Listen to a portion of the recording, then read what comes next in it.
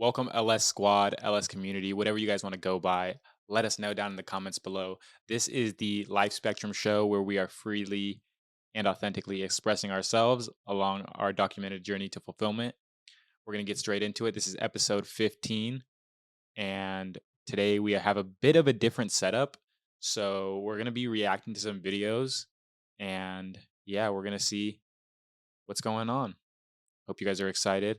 We're ready for another episode and we're about to get into it. Also, by the way, before we begin, you can now stream the episodes on iTunes, or not iTunes, sorry, Apple Podcasts, Google Podcasts, Amazon Music, and Spotify. So yeah, just look up the Life Spectrum show and you should be able to find it. Let's get into it. I just remembered we'll have people that are listening on audio. Yeah. So we're gonna have to elaborate a little bit in regards to the visual stuff because they'll still hear the audio. Yeah. Life is like a video game, but one day it will be game over. And the question is, how did you play the game? Did you win or did you lose? How can I be homophobic? My bitch is gay. Hitman in a top try, see a man topless, even a stick is gay. Welcome to the UK. Central C. Just popping off. Bro. My brothers and say that I love them, but I don't swing that way. The man them celebrate Eid, the trap still running on Christmas Day. Arsenal against Real Madrid, they played in Washington, D.C. But that's in America, bro. That's shit. We're about to watch the Derby, bro. United's playing fucking great. Unfortunately, Ronaldo's injured. We're at the Etihad Stadium right now in Manchester, and we're gonna go watch this fucking game. Man U, Man City, the Derby. Damn, bro. It's gonna be crazy.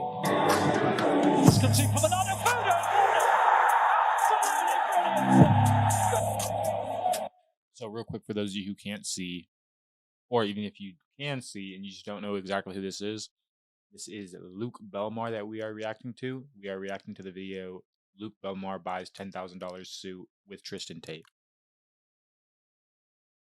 Against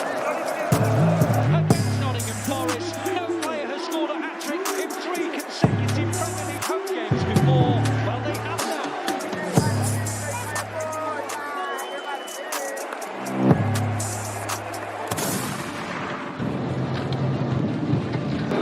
Caleb, look at this man. Being always fucking late. Never be late. Looking like a fucking clown. This man's always late. Cheers, bro. Thank you. I love you guys. I don't love this when people are late. Being late is rude. It's a sign of disrespect. It means you don't value other people's time. You value yours more. You can't carry everything. Take this. Leave your coffee. I definitely agree with what he just said right there. Oh, about time? Yeah. I mean, it's something I have to work on too. Mm-hmm. And I've been trying to work on. But like, if you say you're going to be somewhere at a certain time, just get there. Like, exactly word for word what he just said. Mm-hmm. If you're not there on time and you're late, it's because you care about your time more than the other person's time or everybody else's time. Yeah. And that's being mad and inconsiderate. I agree. All right, we're gonna continue on. Just kidding. I got it. It's for the vlog. I got you. We don't trash you. Be early. Being on time is being late. Being early is being on time. So be early so you can actually enjoy your fucking time, relaxing. But we're here. We made it. We're back to London. Today we are going to go hang out with Tristan in London. We're going to go get a suit, 10K, custom tailored suit. Tristan was like, hey bro, you trying to level up? This is the next move. So the talisman says it. We gotta play because the man knows a thing or two. And then tomorrow we're off to Amsterdam. Boom. So close it, bro. Last minute, motherfucker. Eventually Yeah. we will get 10K suits. Bro, that is crazy though. I was talking to somebody the other day, and they said that they have a connection with a pretty good tailor. So hopefully, we can get that connection and go get some nice tailored suits. I've been wanting to get one for a while. I do too. So now we can be suited up, baby. Look real professional. Overboard! I had to get rid of 2 coffees today. 2 coffees. You motherfuckers drink your fucking espresso. Look at this dude. Yo, the issue with my backpack, bro. No, the issue is you got a ton of issues, G. No, All right, where are we sitting? We should talk about the importance of being on time. Fuck, we're in the Matrix, man. Public transport. This is people's progress. I tried to push on forward and they're always doing this. This is their goal. Have you seen that video with the rats? Mm-hmm. That shit is Cool crazy. animation. Yeah, it's a great animation, but I mean, it says a lot. Yeah, it does. If you haven't, I'll just go look that shit up.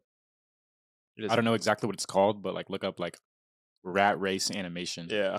I'm sure something will come up. You saw what it looks like. It's and a if you little didn't, glimpse, It's yeah. like a cartoon animation type thing. Go check it out. It's a rat society. You're doing the rat race or are you out of it? Just got a message from Tristan. He dropped the location of his tailor. He's super secretive about it because he's one of the best tailors in the world. He doesn't want to be giving away his edge. We're gonna cut it right here and you'll see us inside. What are you trying today, Tristan? A bunch of things need fitting. A lot of items that I had got delayed. My fault because I got them all measured. They went through the first fitting. They were in production. Then I had the surgery and I dropped the weight around the midsection. So they had to yeah. I'll be trying on a lot of stuff today. This is probably the final fitting on a lot of these items. So and then after that, there should be a good few items that they're just going to go away for the hand finishing and buttons after this. The black, you've got the brown, proper rich brown. So both of them are the upholstery fabrics, like vintage, antique. Where we get suited now is extremely secretive. We have to, of course, respect the privacy and the vintage legacy of the establishment where we were in, so we were not able to film. But we have a few fitting appointments scheduled for the $10,000 suits. And I was talking to Tristan, he said I need to get multiple, you know, you have to get your black one, but then you have to get other ones. So we'll probably do 3 or 4. Turnaround time's about 20 to 30 weeks. What they do is they go to all these high-end fashion houses and they get the textiles, they get the material, and then they make the suits themselves. Completely different level. And it's a good investment. You want to live like this or you want to live in the tube? Destiny is what you make it. So many people depend on the circumstances of life and they think that life is random or by chance, and in reality, a lot of it is dependent on who you are and what you do. What a lot of people don't understand is that life is what you make it, right? So if you live a shitty job, you have a shitty job, you have no money, you have no friends, you have no relationships, no social life, no sexual life, no hobbies, no activities, and you're in your room and you're all depressed, that's your choice, right? Nobody's saying that you can't quit your job. Oh yeah, but I have all these problems. Nobody gives a fuck, bro. The marketplace doesn't give a fuck about your problems. The marketplace cares on whether you deliver value or not. Nobody's forcing you to work the shitty job that you work. Nobody's forcing you to have the shitty life that you have. That's the life that you chose. So if you want a different life, you have to be able to understand that you are in control. Right now, we're chilling in London, fucking gonna drop 10 G's shopping, and the world molds itself to what we want, not us mold ourselves to the circumstances of other men. That's why we don't give a fuck. Because we're in beautiful London for the first time ever. JK, it's not the first time ever. It is, it's perspective. Perspective makes things beautiful. It's how you perceive the world that makes things beautiful, right? Everybody's phenomenal, but you just have to give them the opportunity. So if you have a shitty life, that's your choice. Be in control. Perspective is important. And if the perspective is... For those who don't know, can't see, audio listeners, basically he's walking down the street in London, saying what he's saying, and there's like a group of people walking by. You can't really hear what they say, but they have to have obviously said something to contradict it, in a sense, what he was saying about beautiful London, because then he said it's all perspective. But it's just like interesting hearing him like speak and like walk down the street at the same time, and then in real time like engaging with other people on the street. Yeah, so I don't know, it was just very interesting. But I completely agree, like he said, it's all perspective. You know, we talk about this all the time. He said he doesn't allow the world to shape him, he shapes the world that he wants. And that's exactly how it should be. You know, I think it was in the podcast where you interviewed me on the A Messy Life podcast, which if you haven't seen that, go check that out. It's another podcast that we do on YouTube, airing on all these same places that this one is airing on. And basically, we were talking about how like before, when you don't realize that you're the creator of your life, you just like let life push you around. But that doesn't have to be how it is. You can take control of your life and do with it what you will. Yeah, I agree. Is the world shapes itself to me and I don't shape myself to the world, and I'm the decision maker and I'm the captain of the ship, then everything follows, even people. Power. There's power in those legs. We're jealous. She understands. Athlete to athlete. That's amazing. Oh! I want to try. Very lucky. Dude, I want to practice. Give me some Chinatown craziness.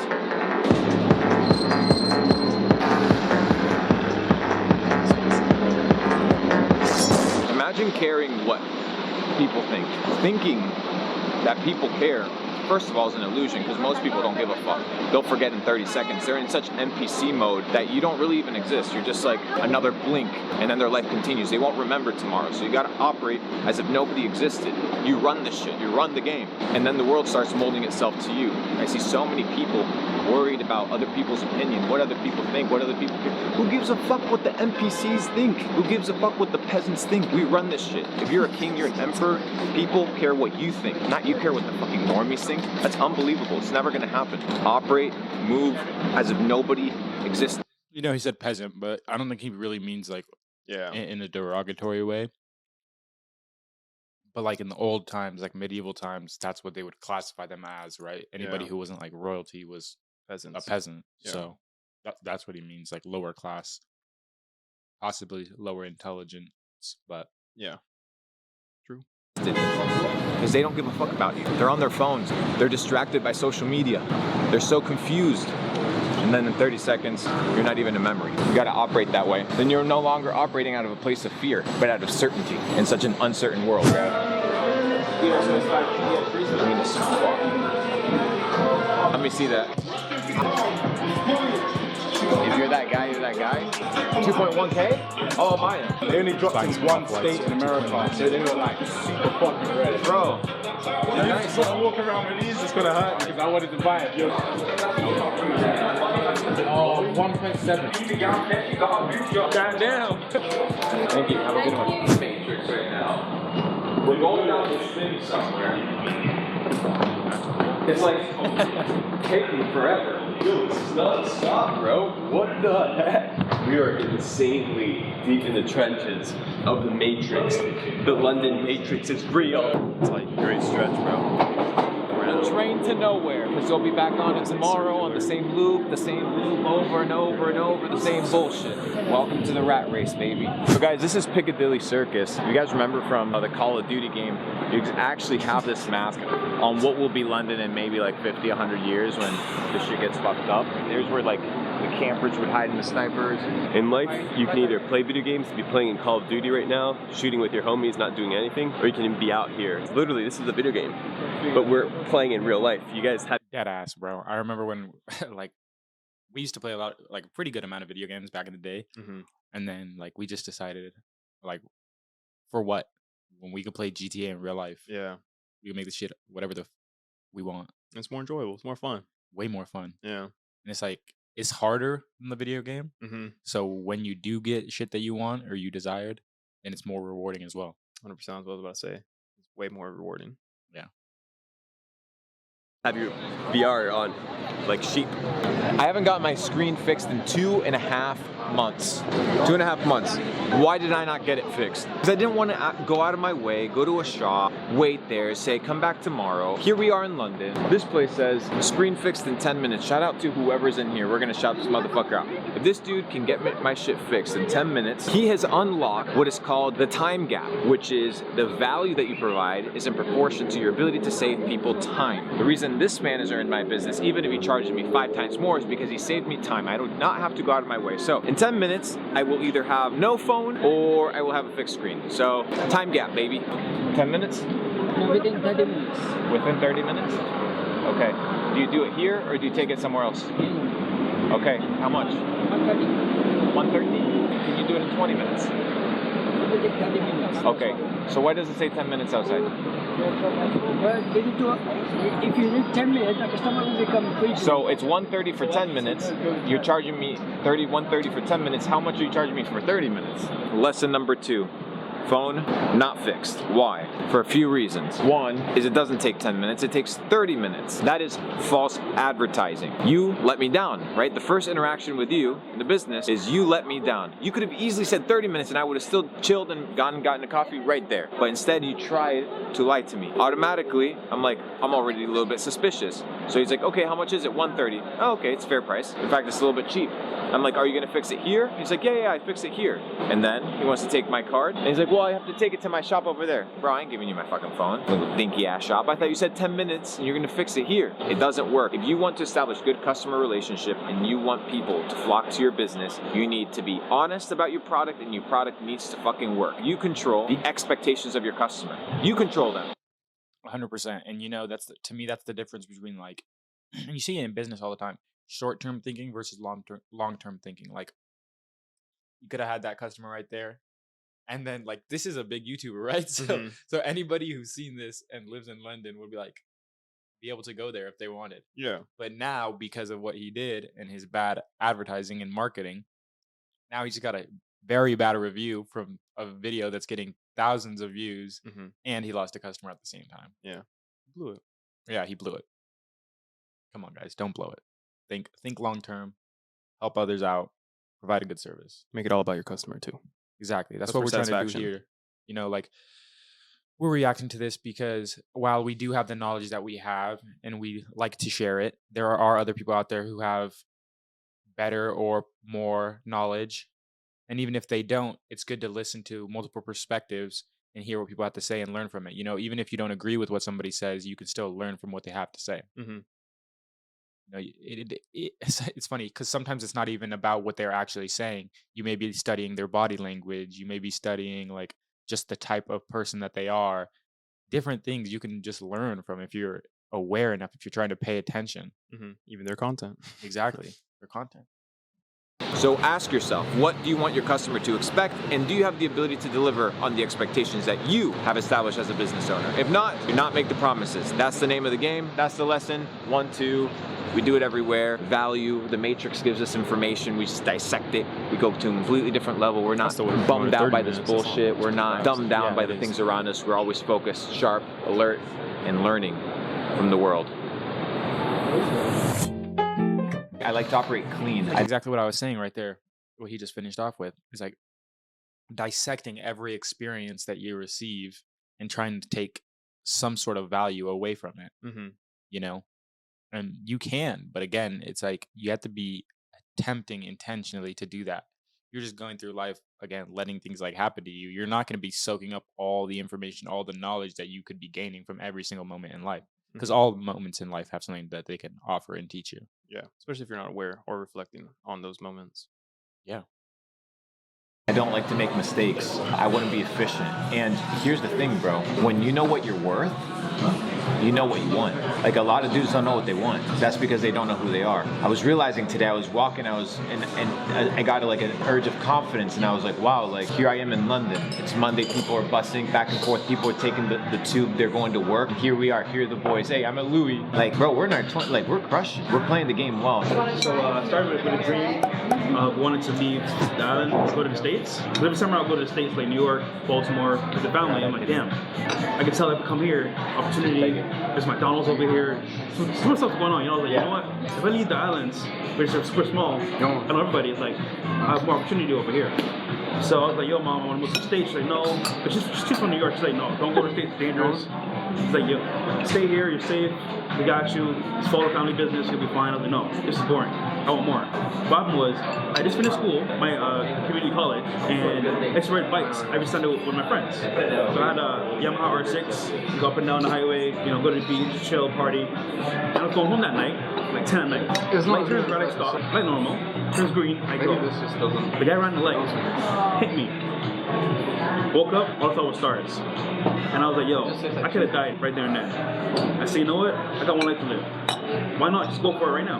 Yeah. So I sold my truck, I sold whatever parts I could from my bike, and I took a flight to New York, then Vegas, and Miami. And that was it. Everything behind, bro. How long ago was that? 5 years ago. I didn't know anybody, I didn't know anything, I just wanted to be successful. And working at Chick-fil-A, $7 an hour, it's tough at the beginning. Paying tolls for the first time. Man, that's crazy. That reminds me of you. Like literally one moment in your life and it can completely change everything for your future. Yeah. Your entire fucking perspective can get flipped the fuck upside down. For real. And it could be just like one thing too. I was about to say one small thing, but it could be one big thing, yeah, maybe. one big thing. And Yeah. just a complete switch, complete 180 turnaround or Yeah. 360. Yeah, that is crazy. And for both of you guys, it was like for Fresh and for Carlos, it was some type of vehicle accident. Like Fresh got hit by a car while on a bike and your car went off a cliff. Yeah. So it's like in those moments when life does flash before your eyes and you're like, oh shit, I only have one life. And it reminds me of that quote. I don't know if it's Buddha or Confucius. I can't remember which philosopher exactly it was, but they said every man lives 2 lives. One when he's born, and the second when he realizes he only has one. Yeah. And that's like you awakening to your second life. And it's fucking once you wake up to that, it's like there's no going back. Yeah. But it's so much better. Like it's so much of a more enjoyable experience. I agree. That's a good quote too. Yeah, it's a great quote. 100% true. Super true. Yeah. Read books. Love books. I used to. I'm gonna gift you a book called Pilgrim's Progress. Have you read it? No. There's this journey of this man that has a weight on him that's holding him down. In the moment he frees himself from that weight, his adventure begins. And you know, like the island was comfortable, but you wanted more, bro, and you got what you wanted.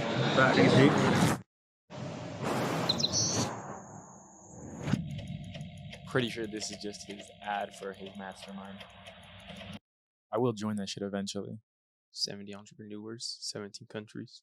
They just go to a bunch of different countries around the world. Just They doing it, rent right? out the entire, like, not the entire thing, but like maybe villas or like a bunch of rooms. And they just go hang out, talk, eat, network, have presentations. It's pretty interesting. Yeah. I think it's like, I believe you get he says 7 to 8 figure entrepreneurs to be able to join. Yeah. But we'll get there. We will. Working on it. Hey, we'll see you soon, Luke Belmore. Definitely want to be part of a mastermind. You gotta surround yourself with like-minded individuals. So yeah, I'm pretty sure 100%. that's the end of this. And people that have more knowledge than you. Exactly. Always We learning. don't know it all. Yeah. Never want to be the smartest man in the room. Never. All right. So for the next one, I was gonna say FTX, but actually I kind of just want to go to this one, and then we can go to FTX after. It doesn't matter who we are. What matters is our plan. It's so dope. They're just traveling around, meeting, networking with all these different like dope people. Yeah. All right, ladies That's and like gentlemen, such a we have dream finally out made there. it to Bro, Scottsdale, traveling, Arizona. We're here for the meeting with new JP people, flight. connecting. This is an excuse. The Really all JP this to flight life. is an excuse. Yeah. Connecting with Hanging out a couple of individuals. the other Part of the human YouTube experience. Oh, yeah. e-commerce influencers in the space. Just gonna have a good time. Tomorrow we're actually shooting a podcast with Sebastian. I don't want to talk about e-commerce. I don't want to be talking about business. I want to talk about the things that matter, the things that transcend, 2022, 2023. I want to talk about the things that are going to impact people long term in their business and their business endeavors. We just got done dinner, had a great time at dinner, where we were talking about Nikola Tesla, talking about the secrets of the universe, the things that people don't want to talk about, the uncomfortable conversations. I don't want to be talking about bitches 24/7. In fact, I don't want to be talking about bitches, period. Why? Because they drain my energy. I don't need my energy drained. I need my energy channeled to become the best version of myself. Oh, well, Luke, you don't get bitches. I don't need to get bitches. What I need to get is fucking rich. I need to get fucking strong. I need to become a superhero. That's the mission I'm on. And if you're not on the same wavelength, Batman it's type not shit. my problem. You're probably asleep.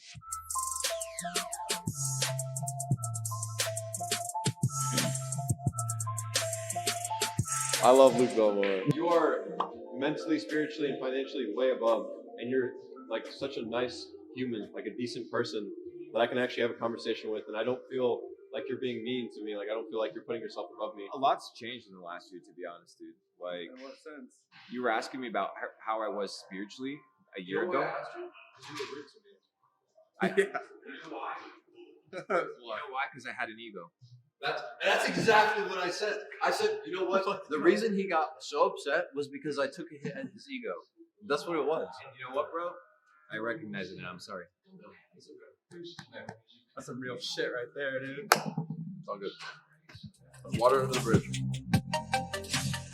You know how hard that is? Yeah. To fucking set your ego aside and just be like, you're right. Right. Like I was wrong. I did wrong. I accept that. I'm getting better. I apologize. Like that is so rare in people. Yeah. It takes a lot of work mentally, physically, spiritually to get to that place. 100%. I know personally I have the ability to do that because I've done it so many times. I fuck up a lot. And then I had to do that. I had to realize that I'm wrong in the situation and that if I want to get better, I have to accept that. Because if I decide to keep denying it, I just stay in the same goddamn place and I never grow and I never get better. Yeah, 100%. Especially if it's with other people, like in that case scenario, where it's you were in the wrong, and admitting that that it was your ego basically that got in the way of it, and just to accept that is big. Yeah, that's huge. It's very rare. Yeah, it is. But that's the kind of people you want around you. You don't have any business right now accountable without a community, right? Concur. So that's why, like, you see like businesses And themselves. outperforming Gatorade and stuff within like 6 months, 7 months, right? Did you see Mr. Beast now trying to get valued at $1.5 billion, trying to raise, I think, 150? Yeah. He's going to raise that overnight, dude. Easy, man. That's undervalued in my opinion. 1.5. I agree. The most elite of the entrepreneurs, they're not releasing merch lines and this garbage that's associated with their name. They're building real products and real brands that are disassociated from their identity. And if you can do that, you can outweather and outlast your brand and your fame. Because we were talking about fame being Nelk was fading. talking about that. The Nelk boys were talking about that specifically. I just came to realize, specifically with content, dude, you have to have a well-oiled machine of content creation and content distribution. That's why a lot of creators get burnt out, because they're the creator, they're the editor, they're the uploader, they're the business, they're the one managing customer service emails. How are you supposed to run a business if you can't even do the thing that you wanted to do in the beginning, which is to create content? You need to equip yourself. And that's what, going back to Mr. Beast, the dude reinvested everything that he had into making sure that he could still do what he wanted to do, but at scale. But the key there is you need to still, when you first start off, because obviously people can't afford a team, you need to learn every single one of those positions, right? Because that way, when you build a team, and you need to know if somebody's fucking you over, if they're doing it right. So the more experience 100%. You have in each one of those fields, the easier for you to scale.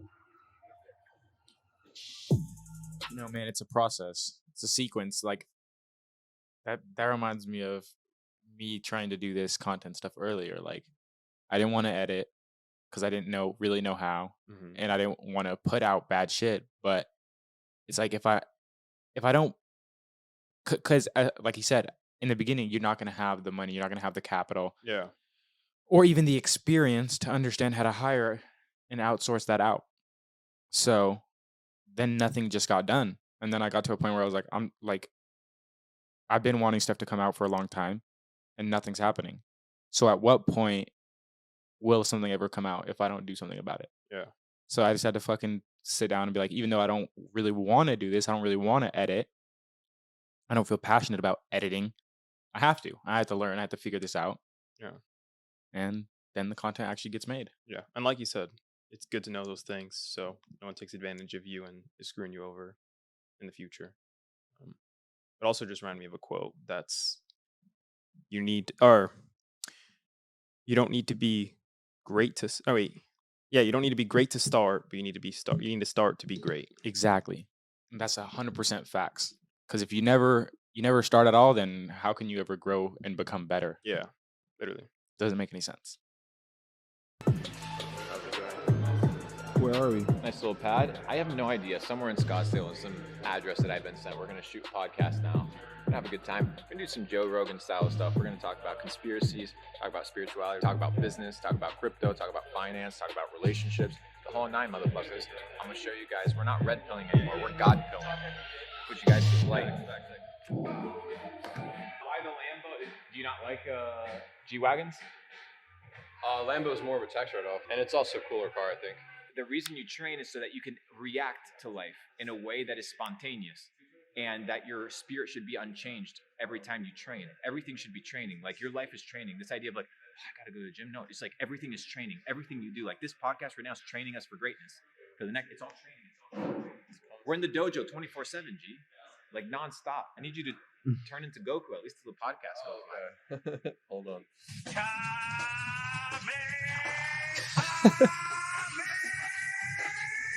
That's funny because we've been watching this. Your boys that you're rolling with are Kobe just jacked out there.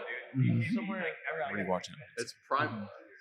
Everybody has to be fit, dude. It's like nothing short of it. It's the name of the game. You got to elevate or you won't make the cut.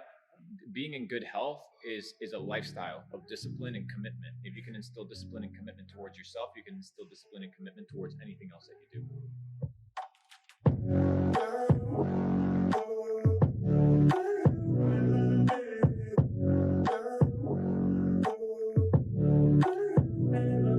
touching on what he was saying about his perspective on like life being training. Like I completely agree with that. Recently, I had been like saying, I was talking to my mom. I got back from work. She was like, "How was work?" I was like, it's good.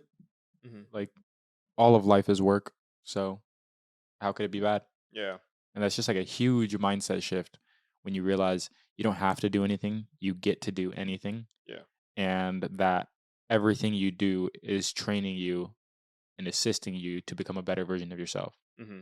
But you have to have that like perspective for that to even be possible. Yeah, 100%. You have to have the perspective and awareness because I mean, if we really wanted to, we could just be at home, couch potato, living at our parents' house, doing nothing with their life. Yeah, looking like that episode of South Park where they finally start playing World of Warcraft, and then he's like all like out of shape and just playing in the chair. That could be us, bro. Yeah. But no, we wake up at 5 a.m. I mean, I missed yesterday. You woke up a little late today, but We wake up at 5. Yeah. usually we're consistently waking up at 5, Mm-hmm. going to the gym, and then working basically the rest of the day. Yeah. So, we're always training. We're always trying to get better. And I think as a man, especially, that's what you should be doing. Mm-hmm. You should try to become the best version of yourself because then when you have kids, you'll know that you did everything you could to put them in a better position. Mm-hmm. Not even just them, your future wife, whoever it may be, your entire family, Yeah, generations, whoever it might be. Yeah, as a man, we're supposed to provide. Mm-hmm. But how can you do that if you never train yourself, if you never go through hard things, and you never prepare yourself? I agree. Takes training. To be listening to you right now. They don't have to. It's this common idea, and you see it a lot on TikTok where in the comment section it says, source, trust me, bro. Source, don't trust me, bro. Do your own research. I just happen to be one more stepping stone in your pursuit of truth. All you have to look is at the results, right? So you look at the end product and you ask yourself, do I want to resemble the end product? I just realized And you're the wearing answer is those yellow and you shoes. follow along those steps. And you can pick and choose from you want from different people. Like I They learned bought from in the you, last you learned vlog. from me. Yeah. And Luke Belmar's just one other guy that's figuring it out in the journey, and hopefully there's some value to extract from that.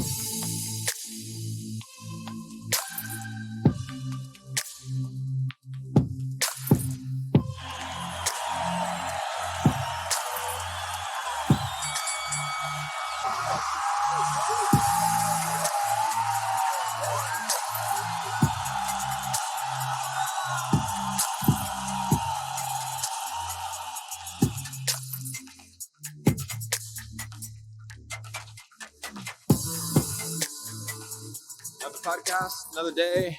Let's run it, Brett. We went to the Jake Paul fight. The ticket shit was the most annoying. You're just sitting there. Nonsense. Figuring out where you're gonna sit, how you're gonna sit, where are the passes. Okay, this pass belongs to you. This pass belongs to you. So terrible, so annoying. Oh well, now you can't get back in. That's what they would tell you. Why? Because they can't validate whether a person owns it or it's a screenshot. But being on the blockchain, you can actually validate what you own. So having instances like that where you reduce friction without reducing freedom, right, I think are extremely beneficial. Which is kind of crazy to think about. Everything on the internet right now is just rented. Like there is not really an option to ever buy or own a digital item.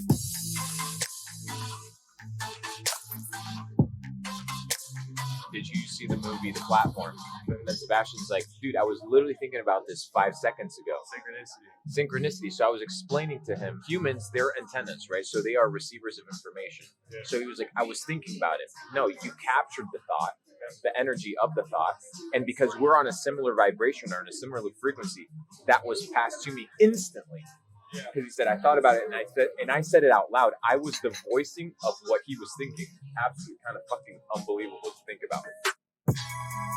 Dude, that's crazy. That reminds me of me and you all the time, bro. What you were just saying? Yeah.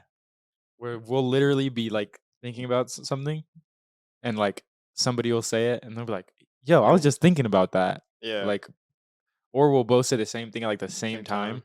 It's just like, again, those synchronicities, those moments where you're just in alignment. And to me, it makes sense because we're around each other a lot. So it's like, of course, our energy is in a way somewhat similar. That is true. But yeah, it's fucking crazy. It is. Especially once you become aware of it. Like, I was at my grandma's house today and she was teaching me a little bit about sewing because I'm trying to practice the art form, understand cut and sew, get better at it. Actually, just begin practicing it. I mean, we're already working with manufacturers, but I want to know how to do it personally. And I was telling her, like, I had this realization, like, yo, look, this shit's in my blood. Like, and I didn't even realize it. They didn't even understand what I was meaning. Obviously, there's a little bit of like friction in our conversation just because I had to partially speak in English. I'm speaking like Spanglish because they only speak Spanish.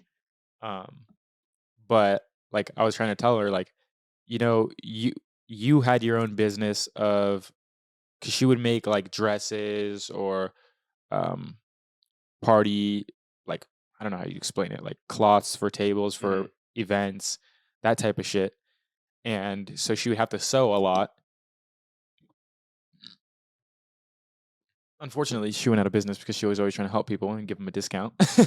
But so maybe she wasn't the best business person. Yeah. But like that fact, and then me thinking about how I have another agency that I'm working on building that's going to help contractors, and my dad's been a contractor, so it's like two connections to like their pasts in a way that I'm now aligned with, and I'm like, that's an interesting synchronicity to me. Like, I don't know. But they were just like, oh yeah, like, maybe they didn't understand what I was saying. I did a shit job at it, but yeah, I don't know. I just thought that was an interesting moment that I had today. Yeah, that is. I agree. Both of their previous chosen careers. Or Yeah. actually, that's still in it, but Practice trades, yeah.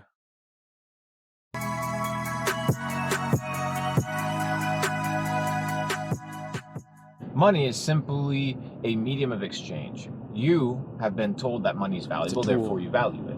But when you understand where money comes from, how it's made, you're going to find yourself in a situation where you actually don't want money anymore. What you want is to have all of the privilege that comes with money without the bullshit of having to get it. So you have to figure out how is the best approach to acquire the most valuable, meaningful asset, which is the asset that you're selling. That asset is called time. So what you're doing is you're expending your most valuable, in fact, maybe your only asset, which is time. Potentially you could add energy into the equation as well, in exchange for something that is... Right here is very important what he's talking about. In exchange, you know, everything you do has a trade-off. You make a decision, that means you could be losing in a certain area. I don't think people ever really take into account the trade-offs that they're making by making certain decisions. Yeah, I don't think they're aware of it. Yeah. And then, you know, due to that, they don't get the thing that they ended up wanting, or possibly even wanted more if they had the opportunity to weigh it out and had been aware of it. And then they're like, oh, now I can't get this thing. Then they're upset and they're like mad about it. Yeah. When if you could just like open your mind and stop trying to force reality, be more open and accepting and relinquishing to, again, what life is trying to teach you in real time, then you can make better decisions for yourself, not only in the present, but that then better affect your future. You know, we're watching this right now. I think it's important that you guys pay attention to what he's saying, because we're both kind of learning here, right? We're watching it, absorbing the information, and hopefully you guys are too, and you're taking what he's saying seriously, because this is like real good information. This is real shit right now. I'm gonna resume. Infinitely printable and infinitely worthless. Most people don't stop to think about what is the worth of their time, right? So they're working 24/7. What is the worth of your hour, right? 1 hour of your time. People are out here working for $7.15 for an hour of their time. So what you're telling me, because based off of your actions, you'd have to express your words, is that you value yourself at $7.15. Now, why is this a problem? It's not a problem from the side of the employer because they need to make profits, they need to be able to run a business. The problem is on you. Why are you worth $7.15? Why is your time worth that? But what you need to understand is that you need to unlock the skill set of becoming valuable, because value will then retribute to the worth of your time, which then will be retributed to the worth of how much you're willing to expend, right, of your time in order to get X amount of money. Finally, in return, you'll be able to charge for what your time is worth. If you can't charge a lot for your time, it's because you as an individual haven't become worthwhile, right, enough for that to be valuable. On the other scenario, you could just tell people, fuck off. I'm worth $100 an hour, period. So you don't pick up any task that's under $100 an hour. Now the question is, I need to be able to find tasks that pay me $100 an hour. So any way that you spin it, you are always responsible. So we have this understanding in business, this idea of not what you know, but who you know. But in fact, it's not about what you know or who you know or who knows you. It's about who likes you and who's willing to do business with you and wanting to see you level up. People are like, well, this person knows you, but is that person willing to give you $1 million check to start up your business? Maybe not, right? So you need to have rapport in the relationship. So many people are like, oh, this person knows me, this person knows me, this person knows me, but that person won't pick up the phone to go to dinner with you, right? So do they actually know you, or are you just saying they know you because their name has some sort of credentials? So many of your friends are going to betray you. They're rats, right? They're rats waiting for you to make your bag. They're going to come and steal. They're going to come and nibble from it. That's what they do. That's what rats do. It's in their essence. It's in their nature. What you need to do is be able to identify them and realize that just because people know you doesn't mean that they want to see you succeed or that they want to see you win. And that can even be in your own fucking family. So check it. Be really understanding that you need to surround yourself with people that like you, right? People that want to have you around, people that want to get you involved in what they're doing, people that want to see you elevate, people that will challenge you, right? You don't want yes men sniffing up your butt 24/7 either, right? So you need to be in a situation where you position yourself and understanding that the corner to good relationships, to good business deals, to good networks, to good access points, to good information comes from the people that like you. So it's not about what you know, it's not about who you know, it's not about who knows you, but it's about who likes you and who's willing to go to war for you.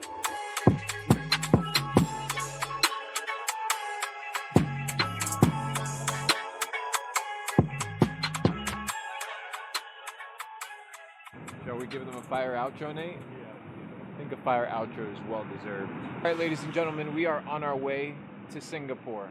Last day here in Miami, a little pit stop, nice little Flemings, get a couple filet mignons, a couple tomahawks, and we're off to the plane because we don't eat plane food. But we're gonna go to Singapore. Evan, our boy's getting married. We got some business to do. Yo, Nate, you excited you haven't been to Singapore yet? I haven't been to Singapore. It's a place that everybody I know just raves about, so I'm super pumped. But going back to food, so going to Fleming's now, right? Guys, when you have resources, right? When you have cash, it's important to deploy that cash into yourself. Perfect example. Right now we're eating high-end quality steak. Why? Because we're being intentional, right? We're being proactive, not reactive. We're not gonna go to the airport. They're gonna segment us with some crappy food, probably zero nutritional value, and we're just there stuffing our faces when we knew that a couple hours earlier, we could have gotten high-end quality food. And then we'll just fast on the plane, have some sparkling waters, get some work done. What you gotta do is be not reactive, but proactive. You got to be proactive. You got to be intentional. We're headed to Singapore, another place on the map. That's huge. Let's go get some The new data sets, intentionality motherfuckers. in That's everything it. you do. Like you said, proactive, not reactive. Yep.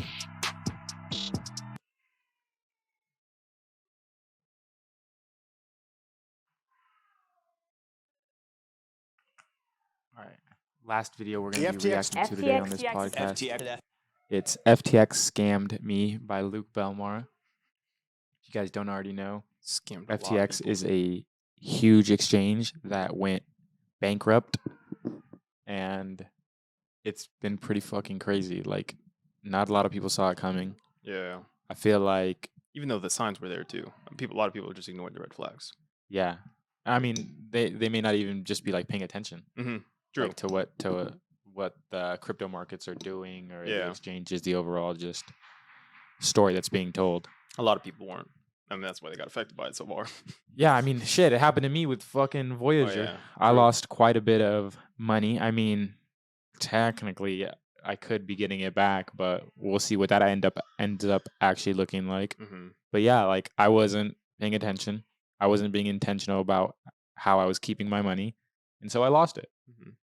You got to be smart. You got to be, like they said, proactive. I should have had my money already off exchanges. I should have had it in a hardware wallet.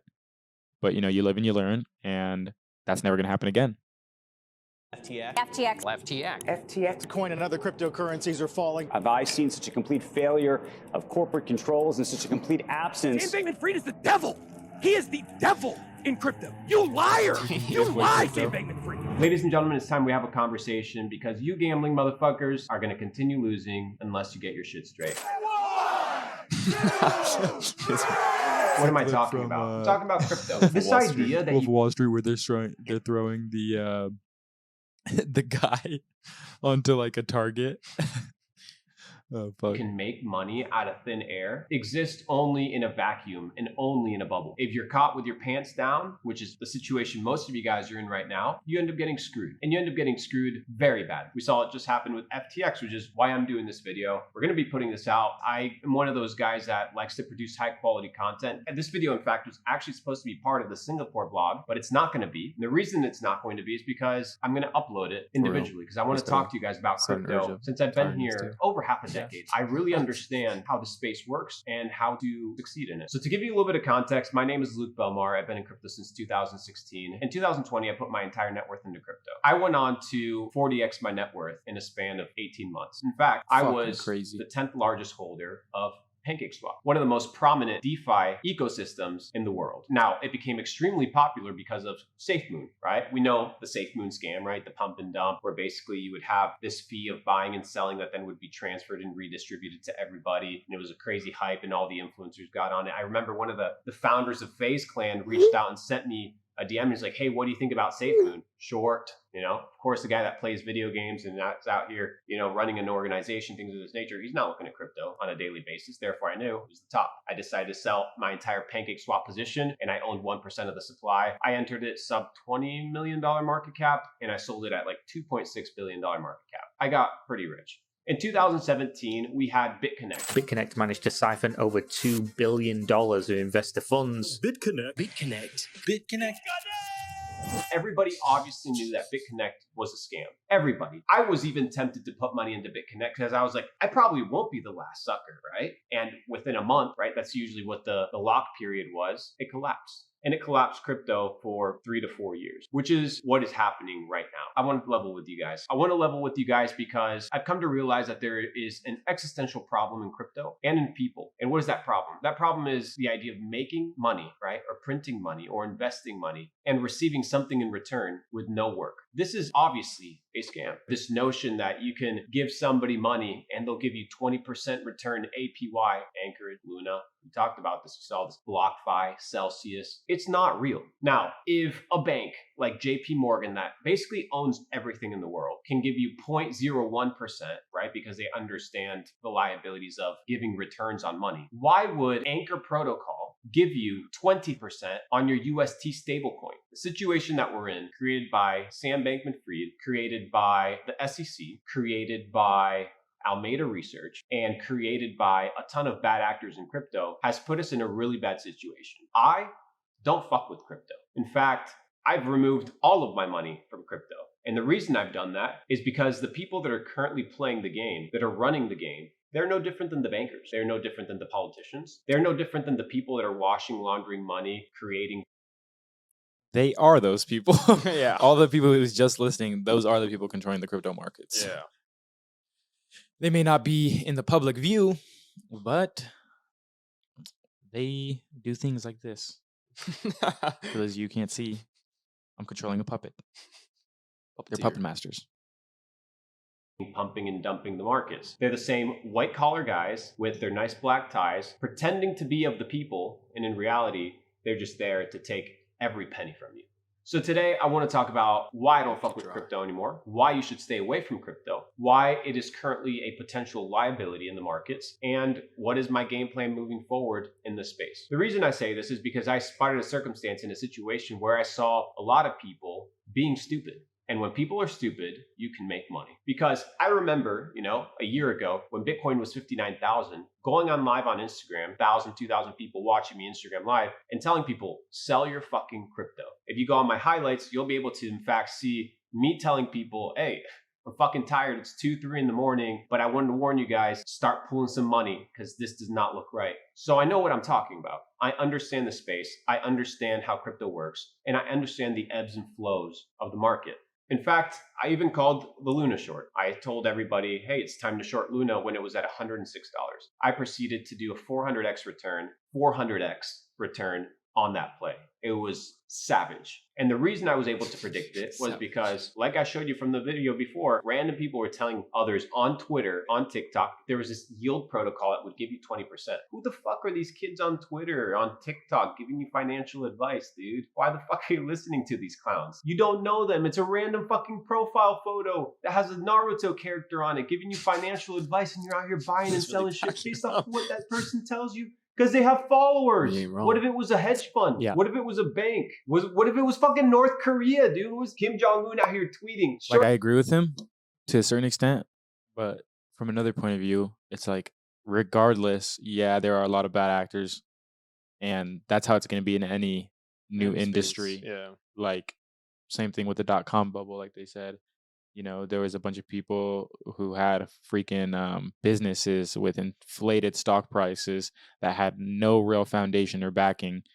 And so when regulation came in, all of them, the majority of them collapsed. And then you got a few good ones like Amazon, right? And I think it's the same exact thing with the crypto markets. You know, there are going to be these companies that end up staying around for the long haul, and the majority of them are going to get crushed. Yeah, that's how it always works. So, I mean, as long as if you can pay attention and be aware as to possibly what those are, then who knows? Maybe you could set yourself up good. Only time will really tell. Maybe I'm wrong, shit, but we'll see. That's why you do your own research. Exactly. You can't take anybody else's word for it. Short this shit, buy this shit, and creating bots to run that. I know how the space works. You can make markets when shit's worth $50 million. I genuinely believe the only reason crypto went up this bull run, not just because the Fed printed trillions of dollars, but also because we had a Ponzi scheme. And this Ponzi scheme propped up crypto in such a way that it caused people to believe that there was demand that wasn't really there. It was artificial. I want to introduce to you the example of scam Bankman fraud. The vegan soy boy who pledged all of his money, just like George Soros and Bill Gates, to COVID relief, to pandemic prevention, and climate change. Sounds familiar, right? Well, he pledged all of his money that really didn't belong to him. How do I know so? Well, because he created a coin called FTT. FTT was the exchange token of FTX, SBF's second company. The first company, Alameda Research, created in 2017, was responsible for arbitrage, market making, trading, things of this nature. So right off the bat, 2017, you have this guy that gets funded by who knows where to arbitrage Bitcoin, right? Okay, he's arbitraging Bitcoin. Where did he get his initial 30, 40, $50 million to arbitrage? Nobody fucking knows. And then on the second hand, an exchange called FTX, the most insanely pro-regulation exchange in the world. I was like, damn, like this guy's really going in. But then he had a video that sketched me out. He had a video with a guy called Nas Daily. M has $22 billion, and he wants to donate all of it to charity. And in this video, Nas proceeds to explain that this billionaire wants to give away all of his money. Now, here's the thing about altruism. Altruism doesn't take into account power. It doesn't take into account corruption. It doesn't take into account greed. It is simply a word. Now, we all know the road to hell is paved with good intentions. And maybe this SBF kid started with good intentions, but I don't think so. And the reason I don't think so is because of his political affiliations, his relationships to the SEC, and the co-workers that he decided to get involved with. It seemed like a lot of pre-planned insider piracy, a Trojan horse, if you will. So FTX is created, Sam decides to print FTT, and then decides to invest into companies, DeFi protocols, yield pools, and convince people to list FTT as a collateral pair. So what would Alameda Research do? They would ask FTX for a loan, right? A loan in FTT. Then they would go, take that FTT, put it into DeFi pools, and in return, receive a loan of USDC, USDT, some sort of stablecoin. They would then proceed to put that money back into FTX as trading capital, and was most likely some sort of wash trading or embezzlement. So now you see, even the most regulated exchanges are not very transparent, which tells you we have a fundamental problem with the marketplace. So part one, don't be stupid. How are you not stupid in this market? Well, first you understand that not your keys, not your crypto. This is a term we often use in the crypto space, whereby you are not a custodian of your tokens because you have them on a centralized exchange, you have them staked in some sort of protocol, or maybe you have it on some internet hot wallet like MetaMask. Even though you have some protection on there, I wouldn't trust MetaMask either, because MetaMask is owned by a company called Consensus, which we know to be a highly corrupt organization whose CEO is the co-founder of Ethereum. He's in bed with all the government. I don't know if he's about to say it, but didn't some information came out that even MetaMask, they said, Consensus said, is tracking your like IP? I didn't even hear about that, but that's crazy. Yeah. So like, and hella people were using MetaMask and Yeah. trusting that shit. I wouldn't be surprised. He's in bed with all the banks. Well, all you have to do is look at the people that invested in Consensus, the parent company of MetaMask, and you'll find out. So the most secure way is to have it offline, but JP Morgan. then it doesn't really make any sense, because the idea of digital assets is your ability to live online. And if you're safe keeping it like gold, might as well just have gold. And the reason I'm okay saying that, people are like, well, you can't transport it from place A to place B. It'll be very difficult. Sure it will. Fucking Bitcoin, dude, went from 69K all the way to 15K in a span of a year. And gold did not do that. Sure, gold went down a little bit, but it didn't tank 80%. So yeah, even though gold went down, gold was pretty much a hedge against inflation, especially considering the fact that we printed trillions and trillions of dollars. So here we have FTX loaning fake currency to receive in return some sort of pegged currency like USDC, and then investing into companies at will. What you said is whether it's interesting. DeFi. And now it makes me kind of rethink a little bit of my strategy. Mhm. I may, in the future, as possible investments may grow, take that out and put it into gold. And the reason for doing that is because exactly what he said, as well as the fact that while banks are now preparing to be able to custody crypto, for example, JP Morgan just got, what was it? Their, not trademark. I believe I don't remember exactly what it is, but basically they are now having the ability. They created their wallet, which will, I think they trademarked their wallet or copyrighted their wallet. Don't remember which term it is, so that they can be able to. This wallet can custody basically their customers' crypto. Mhm. That being said, to be able to do that, all the banks had to move into something that's called Basel III, which basically means that each bank had to have way more gold in store to be able to hedge against those more volatile assets. So if the banks are putting in more gold, then it might be intelligent for us to get more gold. Mhm.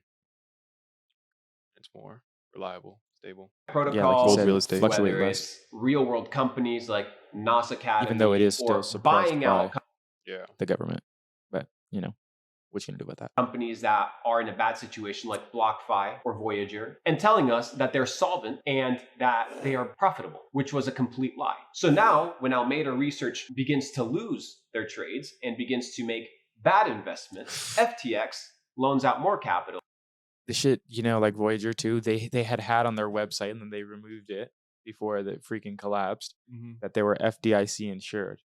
And they were saying that, that's like such a blatant lie, because they did not explain further specifically what they meant. Yeah. So everybody, including myself, assumed that meant, just like a bank, that means if for whatever reason there is some problem, we will still be insured our money. Yeah. But apparently that's not what they meant. So it's just like, that's such like scammy behavior. It's like that whole thing with the ad thing. The phone, and right? yeah. Yep. Exactly, bro. Literally. They twist that a little bit too much. Yeah, it's fucking some bullshit. So, just be careful about the companies you're deciding to work with or purchase from, because not all actors in a marketplace are good actors. And they don't have your best interest. To bail them out. Not only did it try to bail them out, but Usually in most fact, people are I all out there believe, for and themselves. I think it'll soon be revealed, Selfish that world we live in. SBF's investments were actually investments into other shell companies that he owned. If you look at all the companies that this little financial crypto criminal syndicate put together, a lot of these companies have 1 to 10 employees, no website, some bullshit lander, no social media presence, no activity. I genuinely believe SBF and a group of pirates, call them digital pirates, put this plan together long ago. This is not some low-level peasant shit. I genuinely believe, knowing how the world works, that this thing was thought out well in advance. So I not only think that SBF stole money from exchanges, that he used customer funds to buy out some bullshit, to trade and potentially make money back, but I also believe that he embezzled money with his team and invested into fake bullshit companies that were actually him and his team in the background. This is the perfect way to embezzle funds, especially knowing that SBF's parents are Stanford lawyers that understand legal structure, that understand how to operate to make sure that everything is protected and safeguarded. There's a reason this Did guy. you see that piece of information that came out that was like during the whole FTX thing that his parents had bought in like 10 multi-million-dollar pieces of real estate. And wasn't it? I think there was one in Florida, but there was like multiple. Yeah. Yeah. Mm-hmm. And now, like what he's saying right now, it's like, Yeah. I wonder where all that money came from. Just came out of thin air. Guy is living in the Bahamas, and it ain't because it's the nicest place on earth. Let alone to mention that FTX bought $70 million worth of real estate in the Bahamas while they posted photos on Instagram and on Twitter of SBF sleeping on a beanbag saying this is male peak performance. You need to understand what propaganda is, and you need to understand that this idea of Mark Zuckerberg and Bill Gates not wearing a Gucci belt and not wearing a designer shirt that's visible to you is some sort of propaganda strategy to normalize these billionaires, where in fact they're out here buying islands, spending your money, spending tens of millions of dollars of customer funds purchasing real estate. And now they're in a situation where they can just be like, oh, fuck it, I declare bankruptcy. But everything we did was sort of legal. And yeah, we may have some financial issues and one guy, two guys may go to jail, but the money's still gone. Somebody has the money, but you don't. Imagine being worth $48 billion, right? Being valued at $48 billion with basically no reputation whatsoever. It was all fabricated. Fugazi, famous, smoke and mirrors. But of course, the autistic kid that has body odor, looks like an ogre, sleeps on a beanbag, and has the hair of a clown, he's credible because he ain't driving a Lambo and he's not cocky and he wants to invest all of his money with the brokies and he wants to give all of his money to poor people.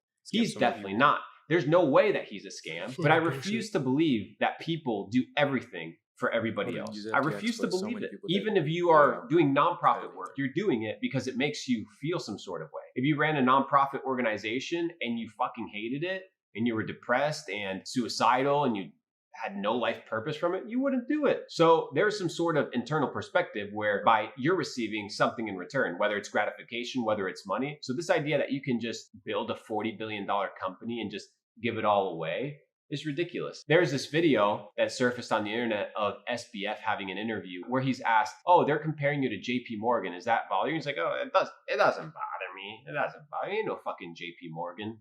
Companies, and you were called the JP Morgan Yep. of crypto. Yep. Did that bother you or did not? It doesn't bother me too much. I mean, I think it's something I thought was the right thing for the industry. You are a con artist, just like Danielle Sistelli from Wonderland Time, just like Suzu from Three Arrow Capital and his partner, just like Do Kwon from Luna and Terra and UST, just like all the scammers from BitConnect, just like the Pixelmon NFT project that minted $70 million and ended up being some bullshit. There will be more. And you need to be prepared because people will fall for it. And your ability to capitalize on the opportunity will set you apart. So we know if you don't want to be stupid, not your keys, not your crypto. Do not listen to people at face value. And just because they play a persona doesn't mean that that is reality. Sun Tzu says that the art of war is the art of deception. If you can beat your enemy or kill your enemy, like SBF tried to or is killing the crypto space, the best way to do it is through lies and deception. Now, a lot of you guys know a guy called BitBoy Crypto. BitBoy Crypto has been talking about this shit for a while. He literally says SBF is the devil. And in fact, he was right. He saw the Trojan horse and I applaud him for it. Not only are we in a situation where people are stupid, but you also have the situation where, just like I did with Luna, you are able to monetize people's stupidity. So when the next crypto bull run rolls around, and I think we probably have one before the entire reset of the financial system takes place, you need to be able to capitalize on people's stupidity. So when Luna was at $106, I put in a phenomenal short, proceeded to make $2.9 million on that trade in the span of 5 to 6 days, while people lost hundreds and hundreds of millions of dollars. I'm a little bit upset I didn't make more money on that trade, because I should have genuinely made more money, probably like 60, but I didn't, which tells me I did not capitalize on people's stupidity well enough. Now, I was in a situation, I'll tell you guys how I capitalized on it and how I got fucked by the whole FTX thing. So I had $120,000 on FTX. I'm flying Emirates. I'm going from Dubai all the way to Singapore. During the flight, I'm following the entire FTX scenario, starting with Binance CEO CZ talking about, hey, we're about to sell our FTT because it doesn't sound good, to seeing the tweet Binance where they're potentially buying FTX exchange. I knew it was a bluff. I think the reason he did that was to minimize a potential bank run on Binance and to give a feeling that they were liquid enough to buy FTX, but in reality had no intention whatsoever to buy it. So when that tweet goes out, the BNB coin, which is Binance Exchange token and Binance ecosystem token, goes up. And I think it's about like $350 or something along those lines, which is pretty much the top of BNB. I decided to put a $700,000 short on BNB because I predicted on my Twitter that CZ would come back and say, hey, we're not buying. And that would draw to the meltdown of FTX, whereby I had $120,000 on that exchange, but I knew that I had to be able to bounce back and pivot from that situation. So I decided to short BNB. CZ then does exactly what I predicted that he was going to do, because I understand that the masses thought differently. And BNB token proceeds to go down all the way to like $250. I sell at about $260. To make $170,000 to make up for my bullshit FTX loss and be in profit for that day. So yes, I was stupid. I left money on an exchange, but I capitalized on people's stupidity and was able to make up for the mistake. But imagine all the people that did have all of their eggs in that basket, all of the employees that got fucked, all the employees that got finessed, all the funds, the hedge funds, the pensions, the organizations that had all of their money in there. They faced a really bad situation. So moral of the story, ladies and gentlemen, is don't be stupid. Don't trust people at face value. Don't be in a situation where you're compromising your funds. This is the wild fucking West. People are here to take your lunch. People are here to take your money. People are here to loot. People are savages. And if you think something's changed with human nature and that for some reason it's different nowadays, you're mistaken. You don't understand human nature, because if you did, you would be able to bypass all the bullshit and capitalize on winning situations. Because just like you can understand the human nature of a bad individual and a scammer, you can also understand it of people that fall victims to it. It's the psychosis of the masses. And I capitalized on the psychosis of the masses many times, on the way up and on the way down.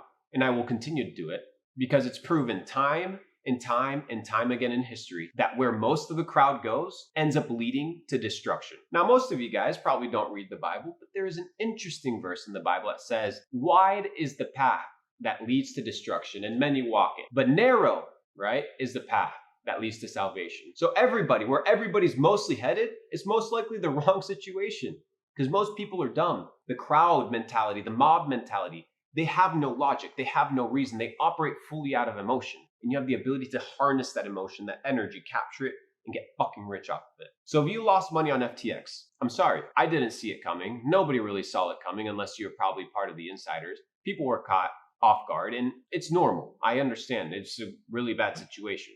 And I sympathize with you, because truly, it was one of those scenarios where this shit was so well orchestrated, right? It wasn't just, oh, we're kind of rolling with it. No, this shit was orchestrated, that it tricked even the most intelligent and savvy investors like Kevin O'Leary and others. Point two is you need to be able to deploy your money at the right time in the right situation in order to maximize the stupidity of others. Not being stupid is not enough. You also have to be able to capitalize on the stupidity of others. And I'm not talking about abusing others. I'm not talking about you building a scam product and convincing people that it's a good product like FTX. I'm talking about a genuine situation whereby you tell people, hey, I'm shorting Bitcoin at 59,000 because it's the top. It's ridiculous. This thing's pumped up. It's false. It's propped up by bullshit. It's propped up by Tether and air, and people don't listen. Just like Noah's Ark. It doesn't matter how much you tell people it's going to rain, people will still laugh at you and continue doing their own thing.